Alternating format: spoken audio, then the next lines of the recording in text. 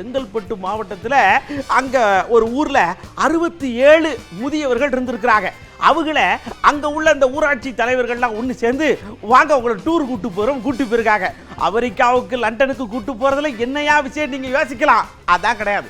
செங்கல்பட்டு வந்து சென்னைக்கு கூட்டு வந்திருக்காங்க. மெரினா பீச்சை காட்டியிருக்காங்க. தலைவர்கள் நினைவிடங்கள்லாம் காட்டியிருக்காங்க. இந்த முதியவர்கள் யாரும் செங்கல்பட்டை இதுவரைக்கும் தாண்டினதே இல்லையா? சென்னைக்கு அருகாமையிலேயே இருந்தோம். இதுவரைக்கும் இந்த இடங்களை எல்லாம் பார்க்காத முதியவர்களுக்கு இந்த சுற்றுலா ரொம்ப உணர்வு பூர்வமா அமைஞ்சிருக்கு.